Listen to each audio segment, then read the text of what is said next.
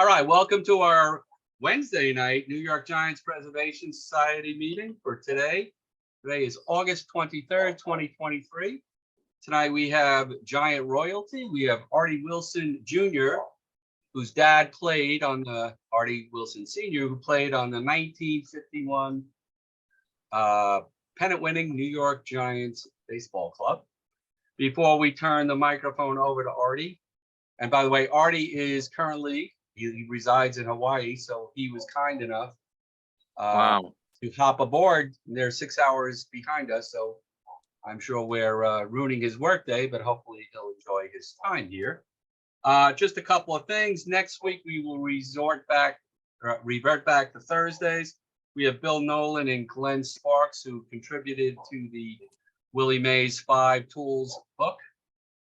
Bill is going to be discussing Mays' home runs from inning 1 to 16. He has a record for that. And Glenn Sparks is going to be talking about some of Mays' great defensive plays. I just added Paul Rogers. Paul wrote a article in the 51 book about Larry Jansen, which I think you'll all find that subject very rewarding.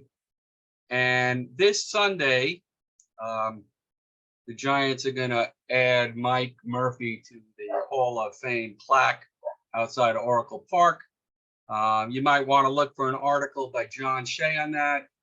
John interviewed Ed Logan Jr., one of our members. So something to look forward to. Tonight, again, I'd like to welcome Artie Wilson to the New York Giants Preservation Society. Dan Taylor suggested I find Artie, and lo and behold, I tracked him down in Hawaii many months ago, and he was nice enough to say he'd come and talk about himself and his dad. So let's all give a nice round of applause to Artie Wilson Jr. Artie, thank you. All right. Well, thank you very much. It's first of all, let me just say it's a pleasure to talk to baseball people, because I grew up, as you know, in a household that was full of baseball and love for the game of baseball. I played a lot of baseball myself. Actually, I had more baseball scholarships to go to college than basketball, but ultimately I chose to go to college to play basketball, and I actually played baseball here at the University of Hawaii as well. Growing up with a father that was a really good baseball player was not hard. My dad was, he never talked about himself. I actually didn't know my dad was a superstar until other people came up to me and talked to me about my father. He was very low key. He was not heavy pressure, supportive of what I wanted to do, taught me the game of baseball at a very young age. We always went out, played catch. We always did things together in regards to my early life in baseball. And I didn't realize how good my father was until much later in life, because he never talked about it. My dad loved the game of baseball. That was his first true love. Second to my mother, I think that was his really true love. He loved the game of baseball, always smiled when he had a ball in his hand. He could be tired, he could be worn out, he could be feeling down. You throw a ball to him, he'd catch it, and the smile would come on his face. I can recall at a young age when I was playing the game of baseball, my dad could get the bat and go out, and there would be guys wanting to try and throw the ball by him, and he just smiled at them and slapped the ball wherever he wanted. He'd tell him almost where he was going to hit it, and he would hit the ball there. And it used to blow kids away that they thought they could throw the ball past my dad, and he would, in his business attire, take off his coat, and he'd go up there with the bat left-handed and just say, I'm hitting it right there, or I'm hitting it right there, and he'd go and slap the ball. Never hit the ball deep, but always hit it on the line, and was a great line drive hitter. As I said, he loved the game of baseball. He loved playing the game of baseball, and he had real good success in the game of baseball.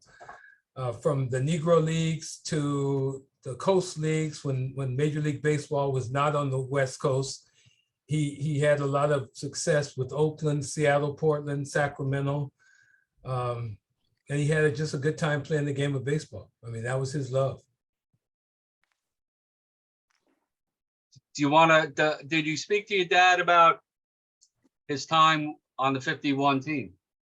He enjoyed, you know, when my dad was with the Giants in 51, I think and this is not from my dad, Monty Irving. I was able to meet with Monty Irving before he passed away.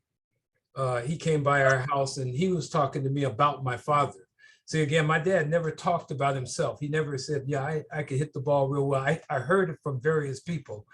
But Monty Irving would tell me that, man, do you know, you don't realize how good your father was. And he said, and I've never confirmed this, and somebody that's in the audience today might know this, but my dad apparently during spring training in 51 just had an outstanding spring training, hitting the ball and playing. But it's what Monty Irving said to me, it was apparent that the Giants were not gonna change that middle infield of Alvin Dark and Eddie Stanky, that was not gonna change. They were gonna use those two guys, and your dad couldn't stand being a utility guy with spot duty here and there.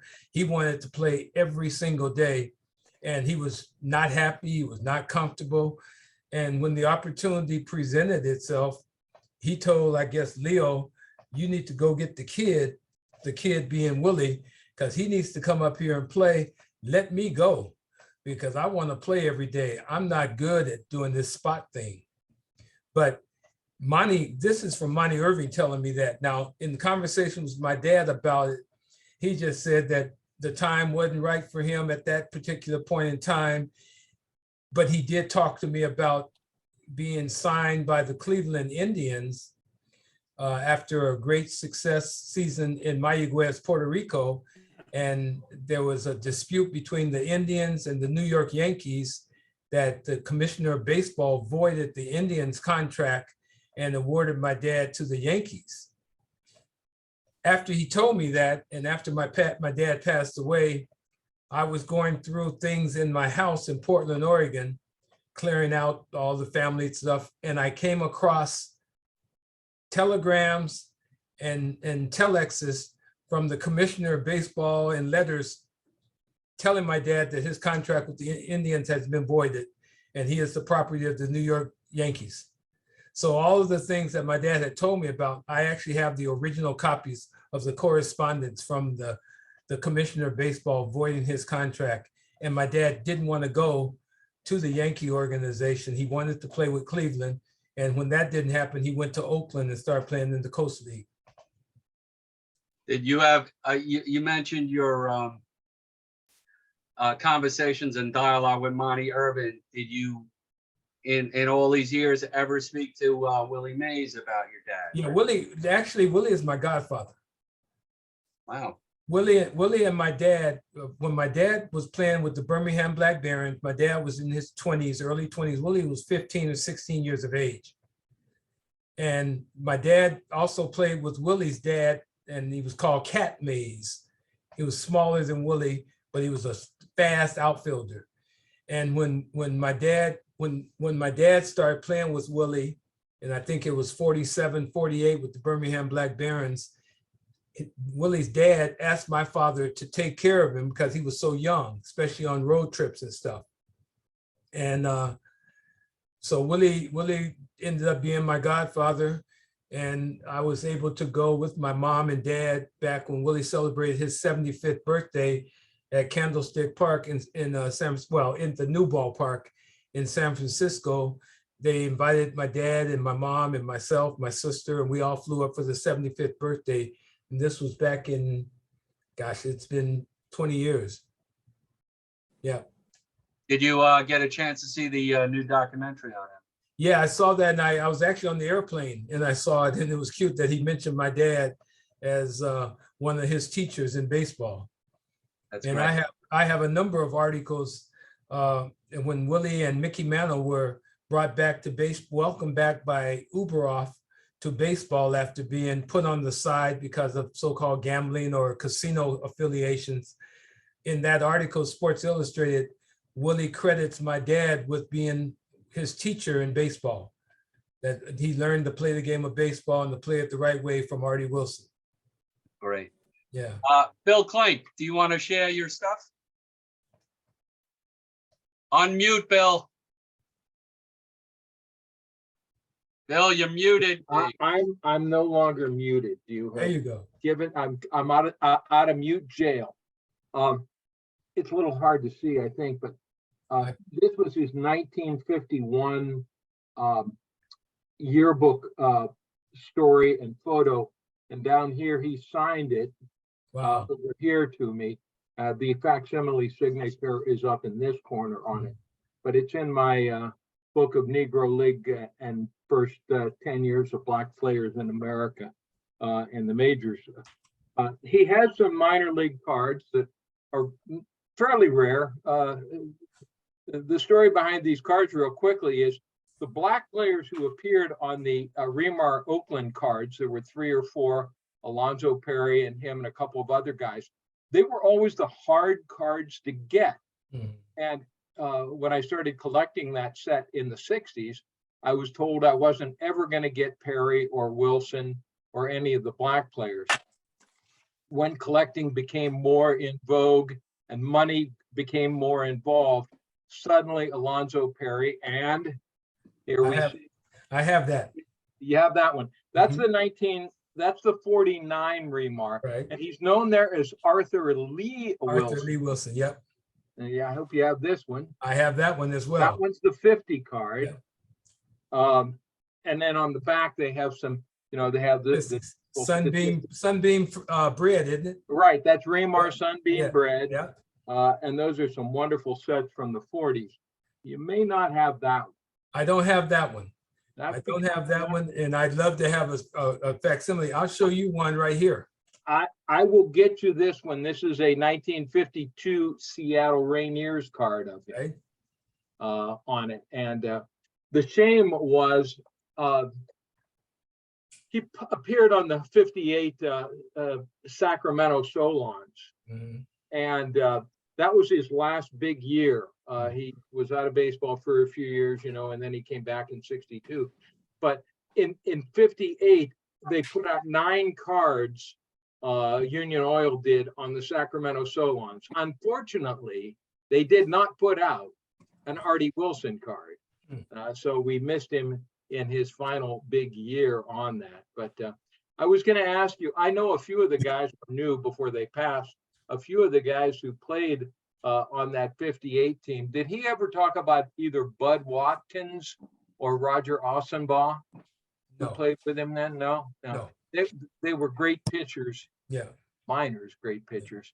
And they spoke highly of him when I had a chance to talk to him. I never met your father. Yeah. Could you answer one question for me, though? So, in his later life, he became a car salesman in Portland. Is that correct? Yeah, he worked, when he was playing with the Beavers, he started working at a company called Gary Worth Chrysler. And then it became Gary Worth Lincoln Mercury. And initially he was basically hired pretty much as a sports star to bring people into the showroom. Right. And then he started enjoying the car business and selling. He wasn't a salesperson per se. He'd have people come in, they talk baseball, and end up walking out with a car.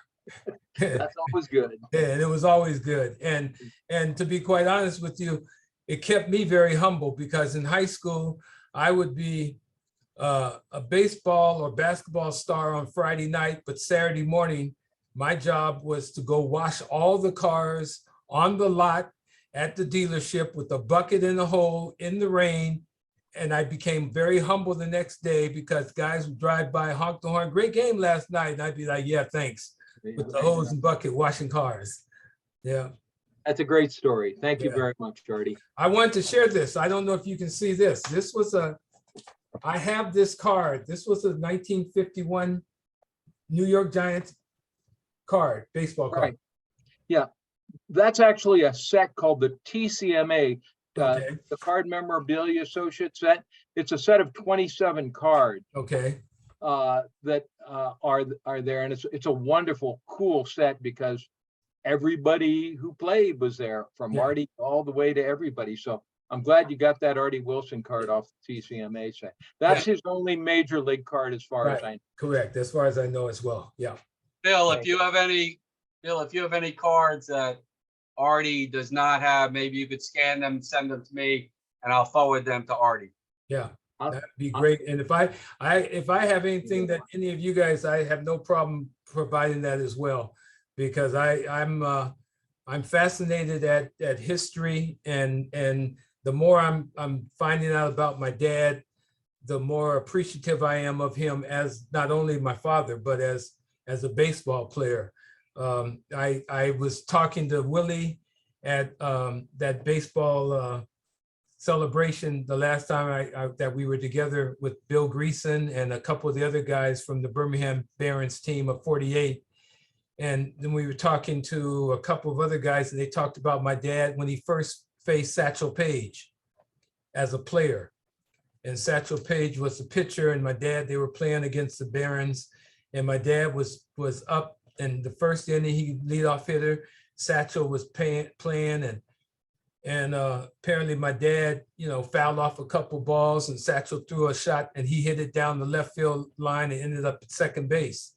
And my dad he told me this story, and I always get amused at it. He says, after Satchel got the ball back at the mound, he walked over to second base where my dad was standing, and he said, "Young buck, I heard about you hitting. That's a pretty good piece of hitting. You won't see that pitch again."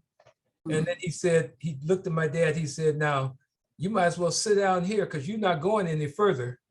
He went back to the mound, struck out the next three guys, turned around after striking out the next three batters in order, tipped his hat to my father, and went off the mound.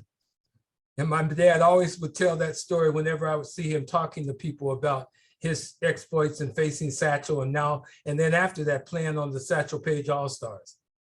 That's great. Every year that he played for Portland and for Seattle, he hit over 300. Yeah. He has well over a 300 batting average in the minor leagues. And according to the way Major Leagues calculate it now, he has an over 300 batting average in the majors because he never hit less than 320 for Birmingham. Yeah. So that counts, thankfully. Well, when Major League Baseball came out and said that they would acknowledge records from the Negro Leagues, it was, pretty special, because that would then give my dad the last 400 hitter in 1948 to have an average over 400. And now it's being recognized and acknowledged, nationally. And I think that's pretty cool. Yeah. Yeah. Thanks. Thanks, Bill. Before I go to Jim, Artie, two quick things. When you went through your dad's stuff on his passing, did he leave you I assume he must have got a National League Championship ring for 51. I think my sister has that. Okay. I don't have that. When I went home, I had to go up in the attic because I was the only one that could get up there. And I found so much stuff up there that it took me. I brought a lot of stuff here to Honolulu, and I've start to go through it. And now I keep it in my office where it's air conditioned so I can preserve things. I didn't see that ring, but I'm certain my sister would have it. And my other quick comment is, besides your father being a star in the Negro Leagues and you being Willie Mays' godson, are you aware of the game being played next year in Rickwood Field, and do you plan on going to it? I understand that is, and I will probably go. It's kind of interesting you asked that because my youngest daughter went to the University of Alabama for college. I have no idea what made her decide to go to Alabama. She had never been to Alabama, but she told me, "Dad, I want to go to the University of Alabama." So I took her to Birmingham and then Tuscaloosa. When we went to Birmingham, I met a gentleman who took us around, and he said, "Because you are Artie Wilson's son, and this is his granddaughter, I want to make sure that she knows everything about his his name and his legacy, because he is big time still in Birmingham.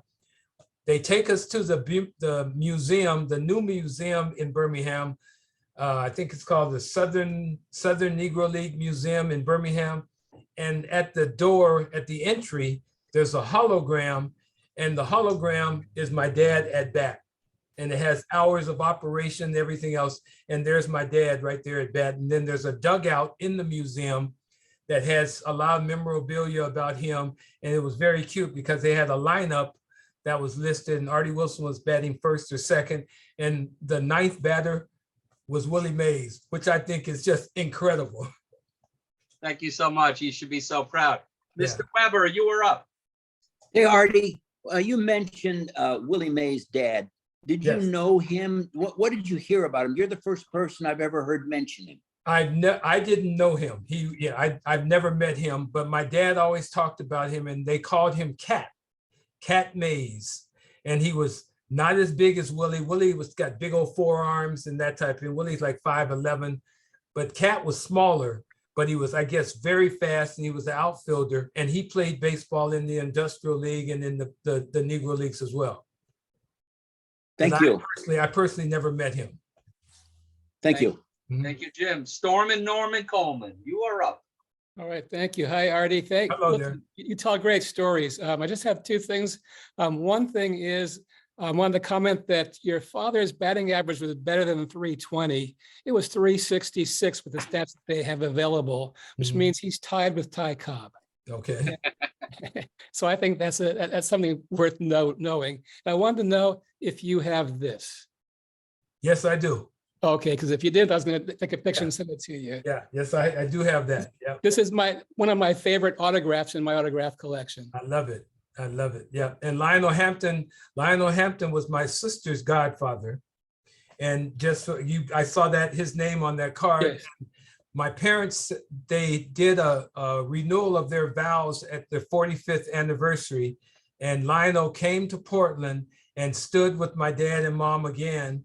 And then at the reception, he played, and people in Portland thought he was there for a concert, and he was simply there for the reception. Oh, that's cool. That's Yeah. cool. Thank you very much. Yeah. Mr. Breslow, you are up. Oh, thanks, Artie, for joining us. It's a I pleasure. have what I've read about when Artie was sent down to bring up Willie Mays. As much as in that era, that the Giants were innovators in bringing up minorities. If they would have kept Artie Wilson, what I've heard is Stoneham or the organization would have to get another black player as a roommate. So that seemed to be a deterrent why he was sent down. Do you know that is to be the truth? No, I've never heard that, and he's never mentioned that. Only thing my dad has ever mentioned to me is that he knew it was time for Willie to come up, and he wanted to go down because he couldn't stand not playing daily. And he felt like he had deserved to play, but that they weren't going to let him play because Alvin Dark was the shortstop and Eddie Stanky was the second baseman, and they were entrenched as the middle infielders, and he was going to be utility guy, and he did not want to do that. So that was the only reason he was comfortable. Let me go where I can play daily. He would rather go anywhere so he could play rather than sit the bench. Thank you, Artie. Yeah, you're quite welcome. Mr. Weinberg, Artie, Yes, sir. you're royalty. You're the godson of Willie Mays, the greatest player I've ever seen. And I, with all due respect to Shohei Ohtani, the greatest player I've ever seen. Oh, I totally agree with you. I have to ask, I hate that phrase. Forget it. I don't have to ask anything, but I'm going to ask. You're in Hawaii.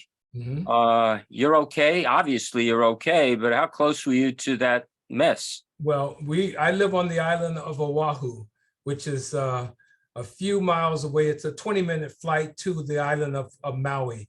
Maui is, you get up in the air, you land, you're right there. Lahaina, which is the main area that was destroyed, is one of the most historic little towns on the Hawaii Islands.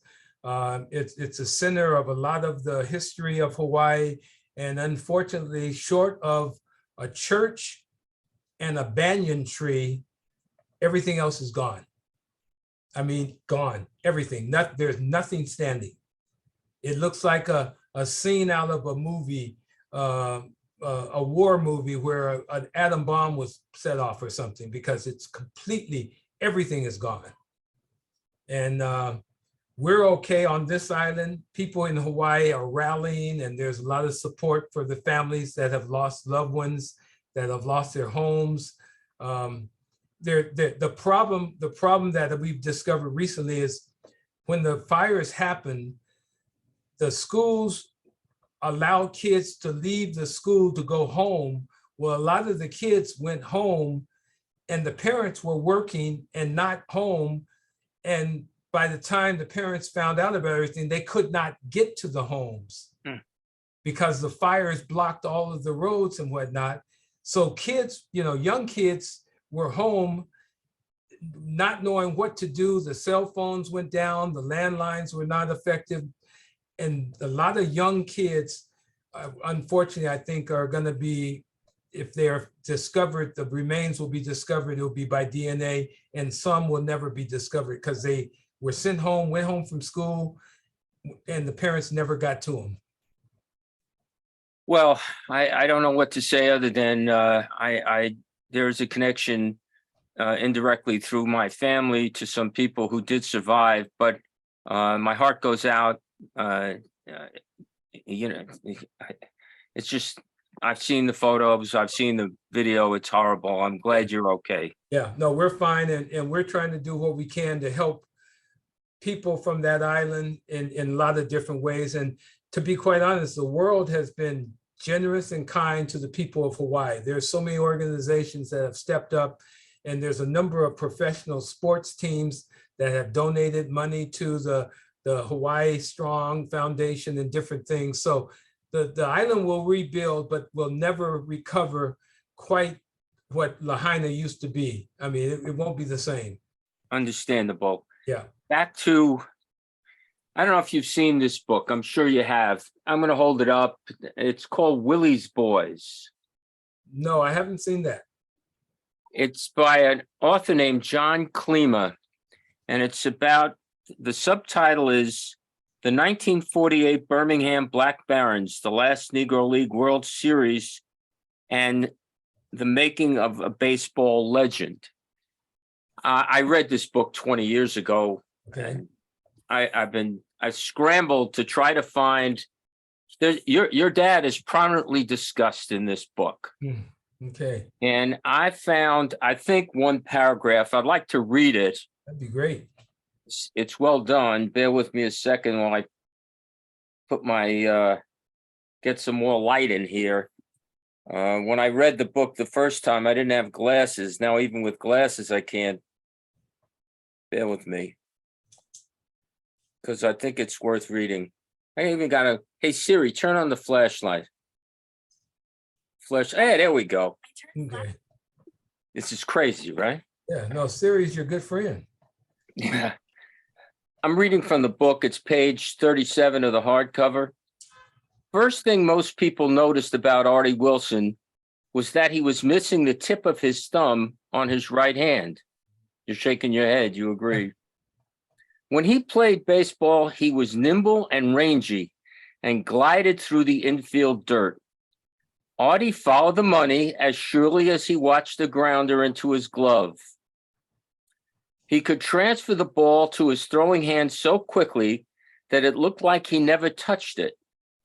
Quote, as soon as he got the ball, it was gone, said Jim Marshall, a first baseman who played with Artie a few years later. Artie batted left-handed and never hit home runs, so he used his speed. He sprayed the ball to right field, so he was almost impossible to throw out. Quote, Dan, here you go, here's a quote. The son of a gun could run like hell, said infielder George Genovese, who played against him. Quote, when I played shortstop and he came to the plate, I moved so close to the third baseman we could hold hands. I could read another 5 pages, but I don't know that that gives you an idea of you got to pick this book up. No, I will. I want that information. I tried to write it down real quick. I've not seen that. I'll give it to you again. It's called Willie's Boys, Okay. and the subtitle is The 1948 Birmingham Black Barons, the Last Negro League World Series, and the Okay. Making of a Legend. And the author is John Klima, Klima. Okay, I will definitely look that up. Thank you for joining us. Thank you for sharing your memories. And as I said, you started by saying you're glad to be talking to baseball people. We're also Willie Mays people. Oh, the greatest. Yeah. And I was gifted enough to see Willie play. I was just short of my 9th birthday. And I'm not going through the whole story because I'll lose the audience, but I saw Willie in 1954. That was my first live game. I did have a number of conversations with Bobby Thompson. I became friendly with him before he passed. So it's wonderful to have you here. Thank you for coming on, and good luck to you and the people of Hawaii. Thank you so very much. You know, you talk about Willie, he came to Hawaii and played when I was in college. He came with the Giants and played against an exhibition team at the Honolulu Stadium here. And I was able to go down and I met with him on the field, and he took me in to introduce me to Charlie Dressen, who was the coach at the time. And he said, told Charlie, hey, Charlie, this is Artie Wilson's son. And Dressen says to me, he says, you're Artie's son? I said, yeah. He said, man, let me tell you something. When I had your father, he said, your father at spring training, I wouldn't let him run with the other players because he would depress them, because he would be so much faster than them. And he'd turn around and run backwards and say, come on, guys. He says, so we stopped your dad from running sprints with the other guys. And I remember Charlie telling me that, and Willie just sitting there laughing about it. Yeah. Harvey, just so you're aware, I've been making several attempts to get in touch with Mr. Klima to speak to our group. I'm sure you did, and I have no doubt that you're going to get him. You're better than the FBI. Yeah. Besides that book that has a lot on Artie Wilson Sr., for those who do not have this, there's a great article submitted by Rob Nair about Artie's father, the 51 team that time won't forget, the 1951 New York Giants. Mr. Paul Ellis Graham, you are up. Gary, put me online. Yes, I will, Frank. Yeah, Artie, I just had, because your father played before I was born, but I wanted to ask you, and if you added up the number of years in the Negro Leagues he played, plus the majors, how many years would it be? And then what was his favorite position to play? He loved playing shortstop. Okay. Okay, he loved playing shortstop. Now, he played second base as well, but he played shortstop really, really well. He played 1937 to 43 in the Industrial League of SIPICO, the pipe company. Then he was with the Barons in 1944. He stopped playing he played through 1962, but he took 4 years off in the late 50s. So he played a long time. He played baseball for a lot of years. He also played in Mayagüez, Puerto Rico in the winter leagues.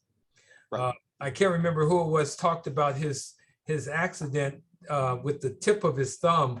Well, my dad was working in a SIPICO pipe company in Birmingham. The pipe company still exists. When I took my daughter to college, I got to go and visit the pipe company where he lost his thumb. He was told, like all the employees, not to wear gloves working on the pipes. He put a glove on because he didn't want to mess with his hands because of baseball. And the pipe, he was running the pipe through the machine, and the glove got caught, and the tip of his thumb right here got cut off. And the glove was still on. He grabbed the piece that fell off, ran to the the dispensary, wherever it was, and they said, well, you just got to finish your shift. And they taped him up, and then they took him to the hospital. And the only thing he was concerned about was, could he still play baseball? And they didn't put the thumb back on. They just kind of wrapped it around, and he just had a little nub. And apparently somebody else on that Birmingham Barons team lost 2 fingers, and he played second base, and they had what was called a nub to nub double play combination. And I can't remember the guy's name, but it was nub to nub double play combination. Thank you, Artie, very much. Thank you. Thank you. All right, we are going to go Dan Taylor, Frank Lewis, and then back to Bill Clink. Dan Taylor. Artie, thanks for doing this. It's great to see you. Are you still doing the Bows games? Yes, I am. I'm still broadcasting basketball here 30 years now. How are they looking this year? What do you think? I think basketball, they're going to be pretty good. They got a lot of people back, and I think they picked up some with this transfer portal and the ability for players to change and play immediately. They picked up a couple guys, a guy from North Carolina who transferred in, and a guy from Harvard who transferred in. I think both those guys will help the team get better this year. Sounds interesting. Sounds interesting. Okay, a couple of questions. First, I've read some articles in the old New York Daily News articles about the whole controversy, Cleveland and the Yankees back in the day. And I read Bill Veeck actually went down to Puerto Rico, personally signed your dad. And then the Yankees went crazy about it. And what I've not been clear on, and maybe you have seen in the documents, did your dad actually sign a contract with the Yankees, or was there a verbal agreement that he was going to sign? I was confused on that. My understanding is he signed an agreement with Cleveland. Yes. And Bill Veeck, the way Bill Veeck got my dad, he was down in Puerto Rico, and he hired a crop plane and had a megaphone, and they were flying low throughout Puerto Rico, Mayagüez and areas of Puerto Rico. And he was on the microphone going, if Artie Wilson is hearing this, please meet me, Bill Veeck, at this hotel in Mayagüez, Puerto Rico. And then my dad, some radio station got in touch, and my dad was able to go, and he said, I want to go to Cleveland.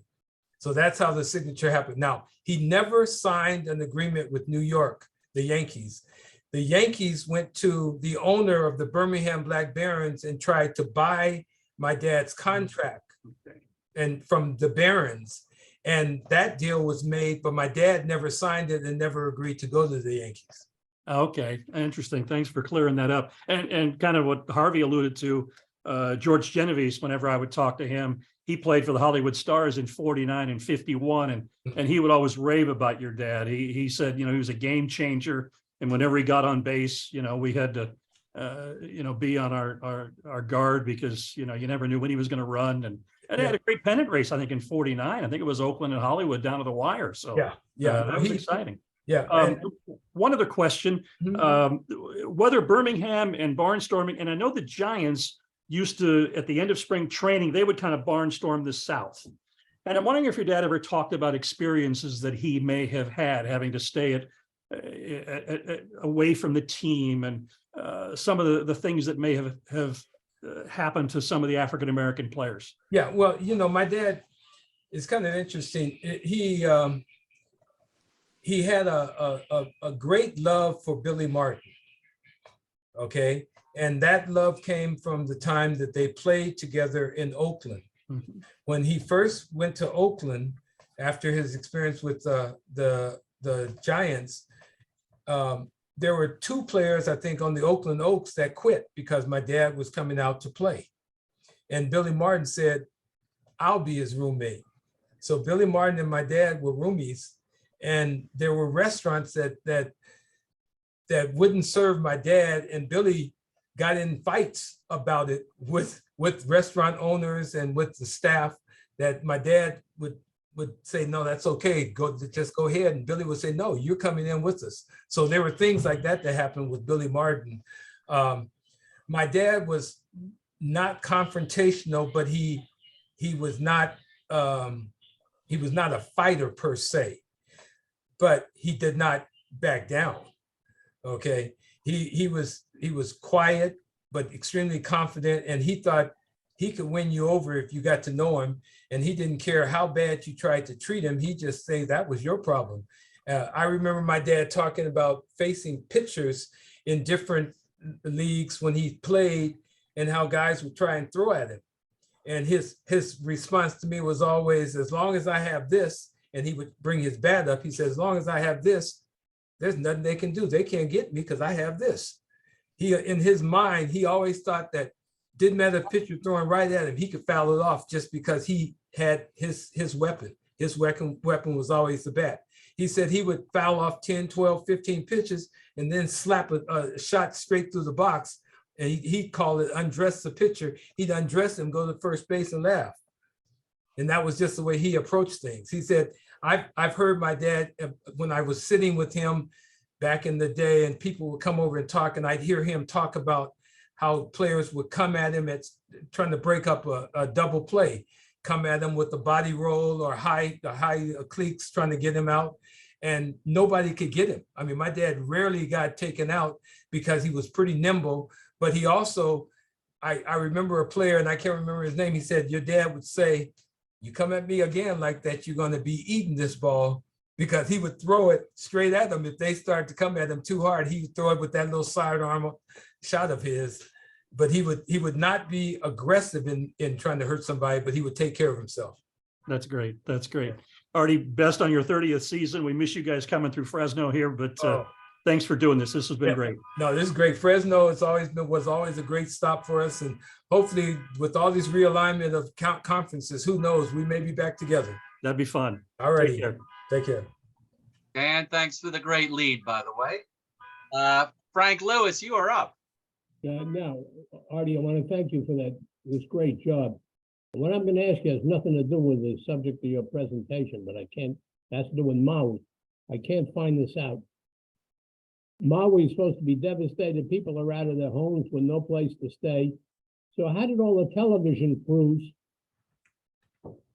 the correspondents, the crews that looked well-dressed, that were broadcasting and looked comfortably, and the president himself, how did they get in and out of Maui and where did they stay? Well, the airport is in Kahului. Kahului is probably a 20 to 30-minute drive from Lahaina. The devastation occurred only in what is called Lahaina. Lahaina is a small coastal city that's between Kahului and another city. So you can fly into Kahului, you can fly into some of the private airports around, but the main airport in Kahului is very open and functional. And there are hotels all around Lahaina, and that's where people are staying. And a lot of people who were displaced are now staying in hotels because the hotels have allowed residents from that area to just come and live in the hotel until something happens. Thank you. Okay. Thank you, Frank. Bill Klink. I wanted to make a note on this card. I'm going to actually make this as a good glossy one, not a text or an email. I'll get you a good, excellent copy of it. And I have been staring at it, and I want you to, when you get it, because you can see Artie's right hand in the corner of the photo. And I'm trying to figure out, where, if I'm imagining it or not, that tip of the finger is off there. Artie, Jr., you're going to have to look at this a little bit closer. Yeah. I'm going to send you one other thing that you probably haven't seen. I don't know if any of these guys have. I was fortunate enough for Willie and for May Mays to get a copy of Willie's father's program from his funeral. Oh, okay. I'm going to send you a copy of his funeral program. Now that cat, and it's got stories about cats in it, a cat in it. Yeah. So I think you'll really appreciate it, Artie. No, I appreciate haven't that. offered it anywhere else. No, that's pretty special. I have a picture, and I'm trying to find it right now, of Alvin Dark and my dad in uniform looking at my dad's thumb. Oh, really? Let me see. I might be able to find that real quick as we're still in this. Hold on. I think it's a pretty fascinating picture. Hold up here. Let me just see if I can find it.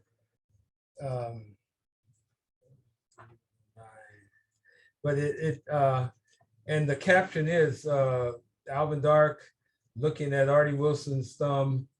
Let's see if it, oh boy. Well, here's kind of an interesting picture. I don't know if you've seen this. Oh, that is a nice one. Yeah. Yeah, this is a picture of the Giants. Leo goes to the attention of baseball, and he has Ray Nobles, Artie Wilson, Monty Irving, and Hank Thompson. Wow. Yeah. Is that in a book, That's Artie? in a book. This is a book that was written by Galen White. Galen H. White. Yeah, I know called Galen. Singles and Smiles. Singles and Smiles. How Artie Wilson broke baseball's color barrier. And I met with Galen for a number of months when he was ready to write this book. And I think he captured the essence of my dad pretty well in this book. He's written several other really good books. Yeah. I'm a big fan of Galen White. So I didn't know about that one. I knew about the other two. I'm going to find it. I'll Yeah, get no, it. it's a good one. And I actually had an opportunity to spend a lot of time with Galen, and we were able to make sure some of the facts are correct. Now, this is the picture I'm talking about. Yeah. Okay. Yeah. That's a good one. Yeah, and that one Singles is and Smiles is the yeah, book. yeah. I'm Singles gonna and find Bill. And the caption here: Alvin Dark, star shortstop of the New York Giants, checked out Artie Wilson's thumb on the right throwing hand when he reported to the team's spring training camp in 1951. Artie played without the tip of his thumb, severed in an accident when he worked at the Pacifico Pipe Company in Birmingham, Alabama. That's what that picture is. That's cool. Wow. That's Yeah. Artie, did you ever speak to your dad about the allegations about Dark being a racist? Did your father say anything to you, or did he No, believe it? Or? the only thing my dad ever said is he knew he wasn't going to get his chance to play with Dark and Stanky entrenched as infielders, that they wouldn't give him. And Monty Irving is the one who really made it clear to me. He said, you know, your dad never got really a shot. He could outplay both those guys, but he wasn't going to get a chance. That it was just the way it was. He says, but they couldn't hold a stick to your dad. He said, your dad, if they let your dad play daily, your dad would have batted 350 with the Giants and let him in stolen bases. He said there was no question he was going to be able to play, but they weren't going to allow him to play. Thank you. Jim Weber. Artie, your own business profession, give us a little rundown. What'd you do, you know, being a kid and all, and where you grew up, and what have you been doing most of your life? Okay, I grew up in Portland, Oregon. That's where my dad retired, and that's where our family settled. And I played baseball and basketball my entire life. Out of high school, I got a contract to play baseball and fell in love with basketball. And I always tell my dad, baseball was my first love and will always be my love, but for some reason, basketball was calling me. Now, I have to say this, as a senior in high school in Portland, Oregon, we played in baseball, and it's rainy and cold. And there would be your parents and maybe your girlfriend, if she really liked you, to come to the game. Basketball, we won the state championship in Portland in front of 13,000 people. And you walk in the arena, the Memorial Coliseum, and you're going, this is what's going on right here. You go down and you perform and you win. So my ego got fed with basketball and the crowd and all that versus baseball. So I chose to come to college in Hawaii on a basketball scholarship, but I played both baseball and basketball in Hawaii.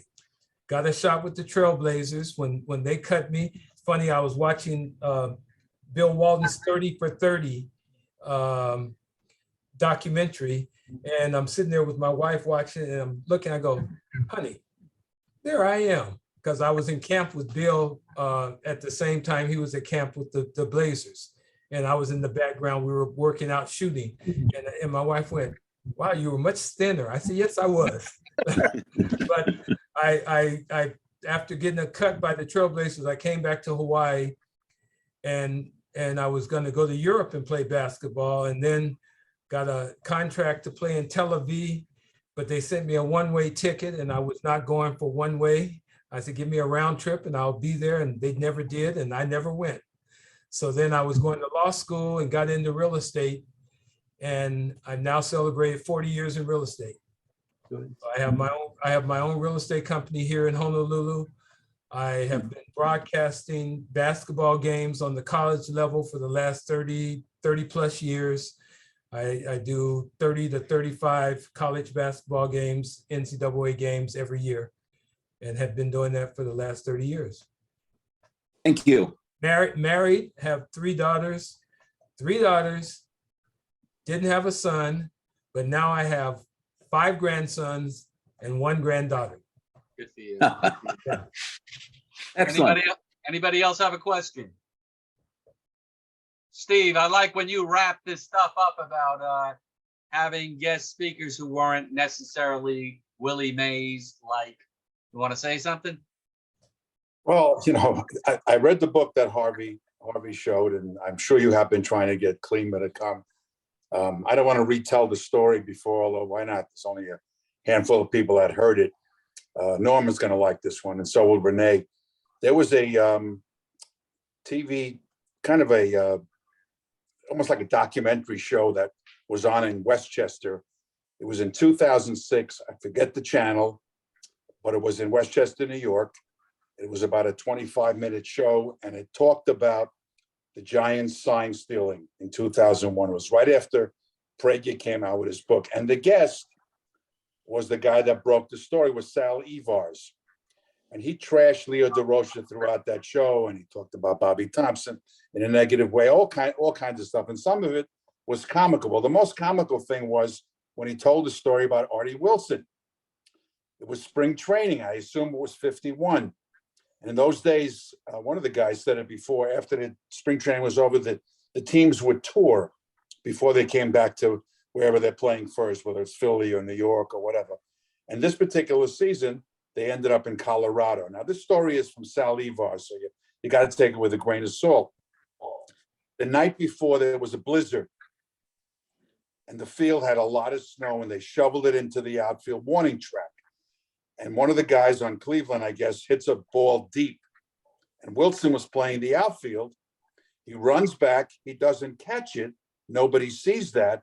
But he picks up snow and makes a snowball out of it, holds it up, and the umpire signals out. He runs back to the dugout with the snowball. Nobody asked for it, but it was the third out of the inning. So I guess and I think Artie mentioned it, there was a comical side to Artie Wilson. And it is too bad. You know what Mars said earlier, I've heard that story before. In fact, I don't want to, make this into a racial thing, but I don't know which book it was, but when Willie was brought up, again, I'm not accusing, I'm just saying what I read. Stoneham said, we have enough of them. And Artie was sent down. Now, whether that's true or not, I'm not sure, because, Stoneham was Mays's guy. Yeah. And he was like Mays's father. But, we don't know the whole stories. The timing. Well, I read that in a couple of different books. Yeah, that's why I didn't want to bring it up before, but I may as well bring it up now. We don't know if it's, what the story is. I'm sure your dad never mentioned that to you, unless he did. But anyway, don't want to end it on a sour note. Gary, this was a terrific find. Not only the fact that he's Artie Wilson's son, but he could tell us firsthand what's going on in Maui and how sad. It's even sadder now that you've told us. And I know that banyan tree because that's like a national monument there. Yeah. I've been to that area, and it's so sad. Well, it's still standing. When did you play ball for them? I played there 70 to 74. Okay, so you were a little after Walton, I guess. Walton was. Walton, same year. We graduated. Oh, same year. He's born. So you're born in 52? 52, yes. Okay. My math is still different, okay. Yeah. By the way, Steve, one important thing about that, Artie makes the point, and it's well taken, that if his father can't play regularly, then he'd rather be sent down where he's going to play every day. But the other side of that is Stoneham would have to bring up another black player to be a roommate. Now, I could believe that, Artie wanted to play every day. Yeah. So even if Stoneham capitulated and brought up another black player, if Artie wasn't going to play, he'd rather play every day in the minors. Absolutely. And he did say, and you know what? It wasn't only 51. Gary and I were lucky enough to meet Roy McCutcheon, who was the Giants' first bat boy in San Francisco for the first 4 years. And the bat boys in those days were allowed to go on one road trip. And he was sent on one of the road trips, and Eddie Logan Sr., the clubhouse man, went to Roy and said, "Would you mind rooming with Andre Rogers?"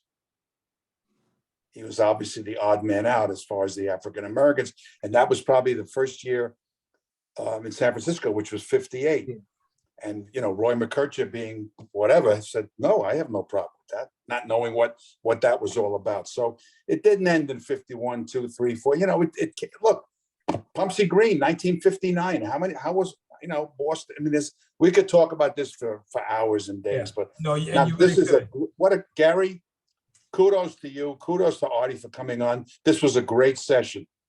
I really, Absolutely. Terrific. tremendous, really. I appreciate the guy. I appreciate you letting me share some stories about my dad and situations. I was fortunate to be his son because he was a good father, good man, but he was a hell of a baseball player that loved to play the game baseball. My biggest problems right now is I used to go home during playoffs and World Series time, and you'd sit there and watch a game with him, and he could tell you what the pitcher's going to throw every single time. And he would tell you exactly what's about to happen before it happened. Even when he was 85 to 86 years of age, he was still very sharp. And one of my greatest joys, I'll share this with you guys.